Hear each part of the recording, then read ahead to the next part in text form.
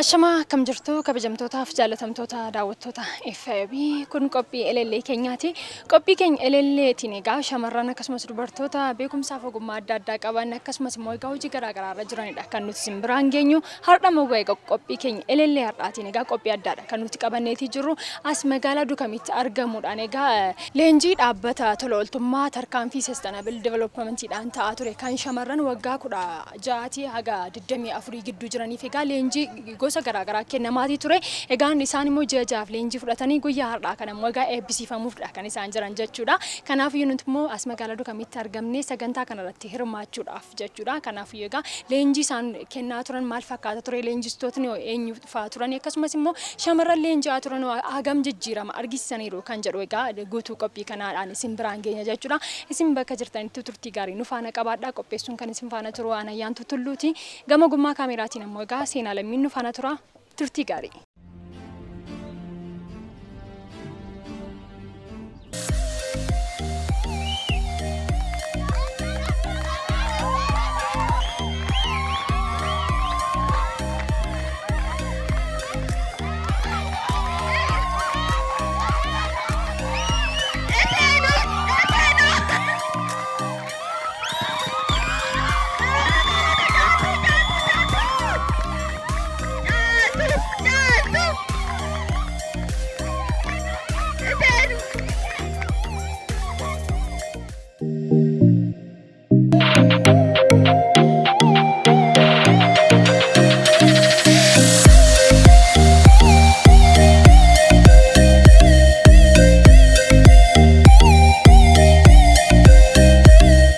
Sagantaa kanarratti maatiin leenjitootaa akkasumas hundeessituu dhaabbata tarkaanfii sustainable development kan ta'an Aadde Warqinesh Begii kan argaman yoo ta'u, kaayyoon leenjichaa shamarran nan danda'a akka jedhaniif akkasumas mirgaaf dirqama isaanii akka baran barsiisuu ta'uu Aadde Warqinesh Begii dubbataniiru. Leenjiin kun leenjii adda addaa kennineef inni jalqabaa ani nan danda'a isa jedhu akka of keessatti horatan kan godhudha. Inni lammaffaa immoo seera akka barataniif isa paaraaloo jedhamu. Maaliifi baay'een ijoollee warra xixinnoo kana miti warrumti baranne warri guguddaayyuu waa'ee seeraan beenu. Mirgi keenya maali? Dirqamni keenya maali? Isa jedhu ogeettii seeraa finnee leenjii irra deddeebinee kennineerraaf. Yoo rakkinni itti ga'e, yoo miidhaman maal gochuutu irra jira? Eessa deemuutu irra jira? Isa jedhus leenjisneerra. Inni gara biraan ijoolleen durbaa yommuu miidhamanii ilaalanii bira darbootoon ta'in dirmachuu. Anaanis nagashaa obboleettii kooti isa jedhu akka of keessatti horatan gooneerra. Inni sadaffaa immoo hojii akka hin tuffanne. Biyya Arabaa deemuun, barumsa kutuun akka furmaatan taane. Cimanii hojjetan garuu iddoo guddaa akka ga'an. Inni gara biraanii maayinni ijoolleen tokko tokko otoon jaallatiin rakkinni irra ga'a. Mana barumsaarraa nafuu, dirqamanii gudeedamuu hin danda'u, ulfaa'uu hin danda'u. Kana jechuun bakka jireenyi intala durbaa sana achirratti xumurama otoon ta'in kufanii ka'uun hin danda'ama. Yoo har'a ulfoofte omaa miti hin guddataa garuu isheen lafa yaadde garuu akka dandeessu.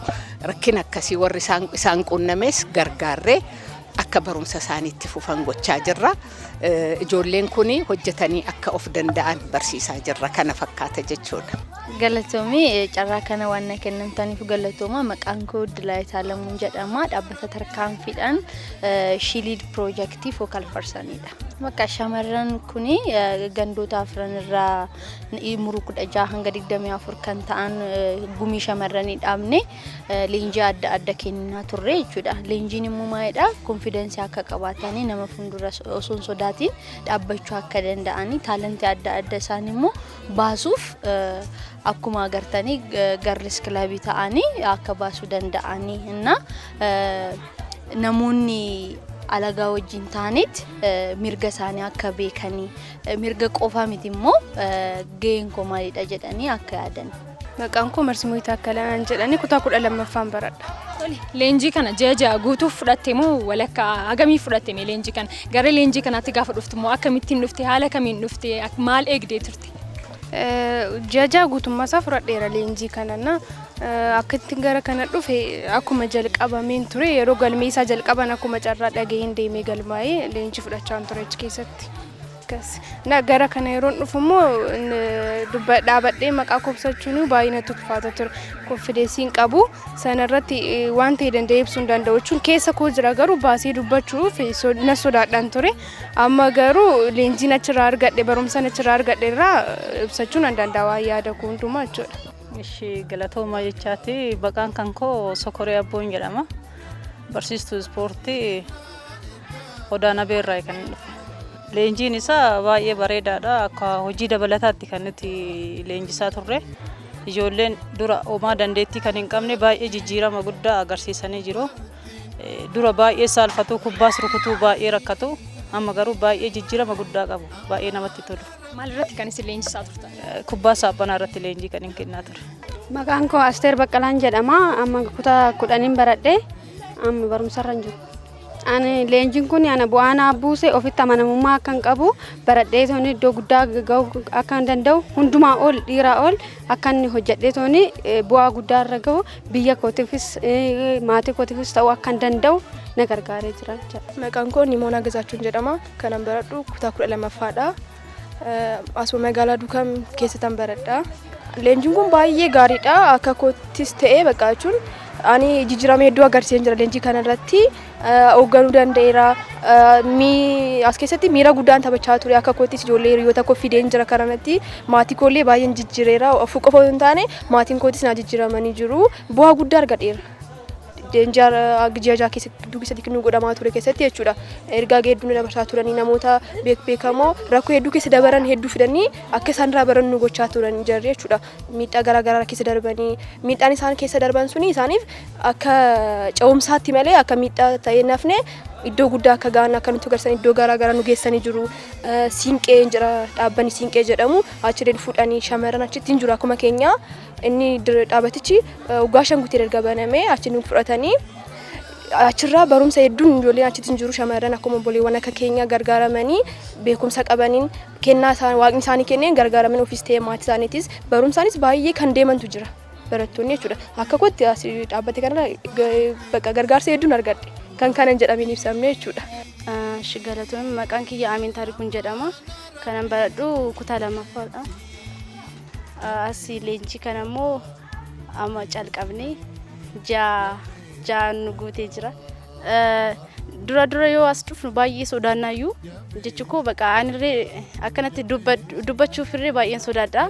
Garuu hamma asitti galee ijoollee faanaas waan baay'ee waliin dubbachaa isaanis immoo akka bakka nu dandeenyu dubartiin akka waan hundumaa dandeessu waan hundumaa akka gochuu ishiin beektu nu barsiisanii bakka leenjii baay'eetti arganne. Umriin isaanitti leenji'anii kaayyoodhumti piroojeektii kana waggaa umrii 16 amma 24 warra jiran ilaallata. Ijoollee 120 duukamii ganda 4 qabdi. Ganda 4 irraa ijoollee 30 fudhannee ijoollee 120 leenjisnee jechuudha. Isaan duwwaa otoo hin ta'in faayinaansiirraa dubartootarraa qaama mootummaa adda addaarraas wajjiniin akka leenji'an gooneerra. Poolisii dabalataa, abbaa langaa dabalataa kun hundumtuu dhufanii akka leenjisanii akka leenji'amanis gooneerra jechuudha. Jijjiiramni baay'ee jira. Yeroo dhufanii yeroo leenjiis ta'u ofiisii keessaan TV kompiitara jira isa fayyadamu yeroo jalqaba dhufanii maqaa ibsachuu illee danda'an hin sodaatu nafni isaan keessaniyyuu hin nanna'a jechuudha. Garuu erga leenjii fudhatanii booda walitti dhufeenya isaanii erga baay'atee booda ofii keessanii rakkoo isaanii hiriyaa isaanii gorsuu qoddachuu danda'anii jechuudha. Amma garuu qophii kanarraa akkuma agartanii dhaabbatanii nama fuuldura maqaa isaanii caalsisanii walaloos diraamaas wanta adda adda hojjechuu qaban jechuudha. Wanti nan taajjabe ijoolleen kun dura homaa akkuma hin dura jedhee homaa kubbaas akkatti qaban hin beekani. Leenjii booda garuu jijjiirama guddaatu jira. Mana barumsaa Odaana Beefee mana barumsaa Haacaaluu Hundeessaa wajjin dorgomanii isaan keessaa ijoolleen kan koo garuu mo'atanii jiru. Baay'eetti gammade. Leenjiin nuti fudhachaa turre amma fakkeenyaaf dubartoota cimsuuna miidhaan ishee tokko kan ishee tokko sakkatee hundi keenya obboleewwanii waliiti na miidhaa waliitiif dubbachuu akka qabnu na yaada yaannes immoo dandeettii keenya mul'isnee akka hojjechuu dandeenyu dandeettii keenya baasnee akka mul'isuu dandeenyudha leenjiin nuti achirraa fudhachaa turre jechuudha na wanti sinarraa argitanis leenjicha fudhannee booda dandeettii keenya erga barree waan keessa keenya jiru barree sana booda baasnee akkasitti argisiisuu dandeenya jechuudha. Ni amma ani ofii kiyyaa wanta hin jijjiirame tokko hin jira. Kana dura nama fuuldura dhaabadhee tooni haasa'uu hin danda'u tureyyuu yaada ofii kooti keessa kooti qabu ibsachuu hin danda'u tureyyuu amma garuu nama fuuldura dhaabadhee ibsachuu nan danda'a yaada koo jechaadha. Jaan kana fudhadheera. Wanti nuyi fudhannes immoo barumsa amma fakkeenyaaf dubartiin tokko eenyu ol akka taate dubartiin tokko immoo yoo karaatti kan miidhamaati jirtu ta'e dubartii san ilaalee bira darbuu akka hin qabne jalqaba yeroo karaa kana dhufu maatiin kun afin eeyyaman turan jechuun waan isaan galee fi kanaan ba'u wanta biratti fakkaatu ture garuu anis barumsan argadheen ofii koo jijjiiree jalqaba itti aansee maatii koottanan ibsee jechuun wanta nasi argadhu wanta hedduun argadha karaa barumsa kootti na gargaara ergaan isaan dabarsaniif ani arrara dhaabadhee boru koo akka lalana godheera jechuudha. Maatiin kunis bakka harmeen koo ara baay'ee gammadde dhugaa qateessee turte bakka hin eegne bakka hundee jechuun akkana wanti kun akkas akka ta'e nu banne ture isaan jechuun shamarreen takka baanan iddoo biraa walitti fakkaata garuu amma hubatanii jiru itti himnaan bakka jara waliinis ol baranii bilbilee hojii jiranii iddoo garaagaraa leenjii garaagaraa nu fudhatu jedhu kun immoo gara Finfinnee Adaamaa dhaabbata garaagaraa fudhanii nu leenjisanii maatiinis bakka hin gargaaran wanti kun ijoollee keenya hubachuu danda'a rakkoo qaba nama fakkeenyaaf miidhaan tokko tun irra ga'ee kan dura ni ibsadhu ture bakka jechuun namni natti koflaa indee maannaan jedhu jedheen nan soraadha ture amma garuu bakka rakkoo irra ga'ee himadheen furmaata akkana laatan maatuma koottis ta'e hiriyoota koottis ta'e asitti immoo dhaabbata kanatti kan harmee kootti hin himne dhufee isaanitti nan himadha rakkoo furmaata naa laatu akkan danda'us natti himu jarri kun jechuudha. Baay'ee gaariidha gosa ispoortiinis jira achiin immoo kan ati waan dandeettii kan itti baastu amma ni intina kan diraamaa keessan tureyyuu ijoolleen adda addaa immoo walaloo adda addaa fi waan harkaan hojjetaniif isaan hundumaa itti dorgomanii hojjechaa jiranii anis immoo kanan qabu barreessuudhaanis isaan hojjannee jira. Dubartiin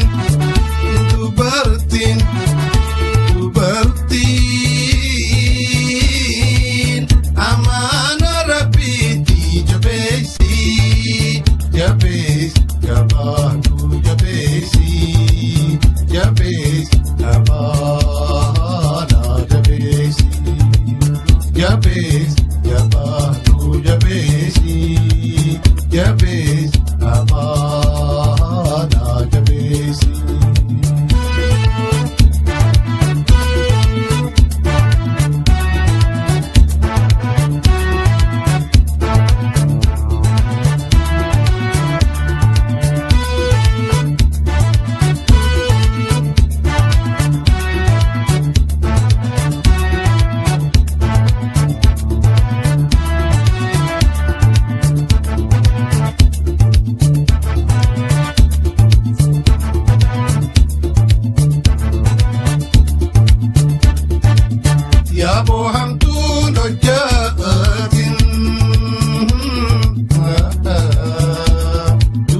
Ani dhugaadha isa yaade caalaadha maaliif yemmuu nu bira dhufanii maqaa isaaniillee dhaabbatanii dubbatan ibsachuu hin danda'an amma garuu akkuma argitan nan danda'a ani cimtuudha ijoollee durbaa isa ishiin bareeddu yookiin heerumaaf ishee hawwamtu otoo hin ta'in ijoollee durbaa yookiin dubartii biyya gaggeessitu dubartii waa uumtu dubartii isa kaaniif abdii taatu nan ta'a jedhanii argitaniitu baay'ee dhugaadha baay'ee hojii guddaa hojjetame baay'een itti gammade anu akkas ta'a jedhee yaadne maaliif yeroo ishii gabaabaa gatii turteef kanaaf baay'ee kunoo akkuma argitan egaa deemanii ijoollee hin fiduu mana barnootaa hin deemuu hin dubbatu walitti hin haasa'uu hin mari'atu kanaaf hojiin guddaa hojjetameera akkatti fufuuf egaa kan waggaa 5 jedhameera kana taanaan duukam duwwaa otoo hin ta'in Oromiyaa filannee keessumaan special zone irratti xiyyeeffannee gatii hojjennuu fi rakkinni inni guddaas naannoo kana gatii jiruu fi special zone hundumaa geenyee ijoollee qarree geessisuu yaadna jechuudha. Ani jijjiirrachuu guutummaa guutuutti yoo ta'u baate wanti naafus jira garuu xinnoo baasee mul'iseera jedhee yaada. Xiqqoo wanti naafu yoo jiraatus gara fuulduraatti immoo sirreessee mul'isuudhaaf nan mul'isa jedheen abdii qaba. Dubartoota shamarree naannoo koo jiran akkasuma mana barumsaa warra jiran warra kana dura akka koo turan konfiidensii hin qabne dandeettii isaaniillee sodaarraa kan ka'e baasanii warra mul'isuu hin dandeenye akka isaan baasanii mul'isaniif gorsa asirraa argadhe isaanittis nan ibsa jedhee yaada.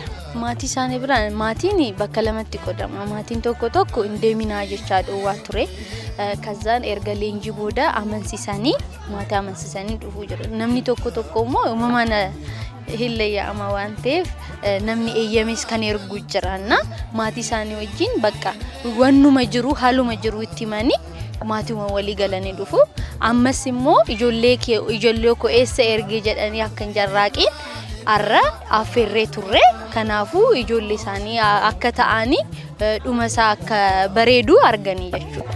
Maatiin kana dura ijoollee dhiibbaa adda addaa irratti adeemsifamaa ture. Dubartoonni kubbaa akkamitti dhoofti jedhu wantoota akkasiitiin baay'ee sodaachisaa turani. Amma garuu sodaa tokko malee ijoolleen kan dura surree uffataniis kan dirree seenuu tulfaatu amma qumxaadhaan baay'een isaanii kan namatti tolu kan kubbaa taphatanii hin qaana'anii namatti tolu baay'ee. Namni akka ishii gargaaru gochuu akka hin danda'u na gargaaree jira jechaadha. Ani amma leenjii kanarraa kanan argadhe ofii kootiif jechaadha. Ofii kootiif hojii mataa kootii banadheetiin ofii kootii of gargaaree amma fakkeenyaaf nama gargaaru jechaadha. Ofii kootii of gargaaree ofii kootiifis immoo deebi'ee nama rakkate akka ofirra darbee nama rakkate akka gargaaruudha kan baradhe. Ammas immoo kanumaafan itti jira jechaadha. Ani akka kootti baay'ee gargaara bakka wanti tokko hin dandeenye yoo jenne danda'uun keenya haasa'uu qofa osoo hin taane hojiidhaan agarsiisuu qabna. Amma fakkeenyaaf namni tokko nan danda'a ani kana nan dabarama jedhu itti siqa waasan hubatee hojii akka hojjechuu danda'a. Amma fakkeenyaaf namichi qurxummii qabu tokko yoo qurxummii akka itti fudhannu agarsiise guyyaa tokkoof nu laachuu danda'a. Garuu immoo otoo nu barsiise guyyoota hedduu nu laata jechuudha. Nuti immoo ofitti amannee bakka hin dandeenya wanta kana hin dabarra rakkoo jirus rakkoo har'a nuti qunnamni kuni gara fuulduraaf nuuf furmaata hedduu waan nu ta'uuf ofitti ammoo baay'ee nuti qabaachuu qabna jechuudha akka kootti. Shamarran hundaaf obboleewwan koo kan taanifanii kan jechuu barbaadu shamarran wanta hin dandeenye hin jiru. Kun hojjennee yoo gadi baanee rakkoo qabnu yoo ibsanne wanta hin danda'amne lafa kanarra hin jiru. Kun akkuma nama kaanii hojjennee hin jiru miti iddoo garaagaraa kan jiran barisaanis akkuma keenya daa'ima turanii taphachaa turanii maatii keessatti cunqurfamaa turanii naannoo keessattis isaan kana hunda darbaniiru. Nutis hundi keenya hin dandeenye wanti hin danda'amne tokkollee hin jiru. Ofitti amanummaa qabaachuu qabna. Bakka wanta hunda akka dandeenyu agarsiisuun hin danda'amaan jedha akka kootti. Ani karoora kiyya ani as leenjii kana carraa kan argadhe ani akkanatti ba'uu danda'ee jira. Amma obboleewwan kiyya immoo kan hin ilaalamne hawaasa keessatti akka isaan ilaalamuuf ani gahee kiyyaa taphachuun irra jira jechaadha. Dubartoota hundumaa walitti qabeetanan akka isaan danda'an gochuu barbaada jechaadha. Ani waan baay'ee na gargaaree jira. Bakka of ibsuu kee akka dandeessu gochuu of agarsiisuu bakka hin danda'u jettee callisuu akka sirra hin jirree fi waan baay'ee waan hundumaa waan dandeessitu bakka of baa'u uummata keessa bakka akka ati hin dandeessu jedhamte akka isaan isin qabne gochuu fi bakka baa'uutu sirra jira waan beektu nu jechaadha.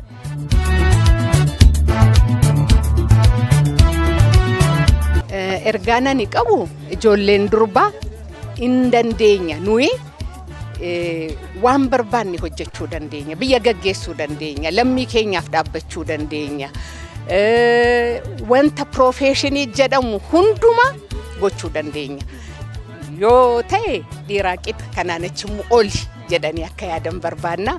Kanaaf ijoollee keenya cimaa abdiin kutatinaa isintuu abdii biyyaati isintuu egeree sabaati jedhee dabarsuun barbaada. Dhuguma dubbachuudhaaf shamarroonni Oromiyaa dandeettii hedduu qabu.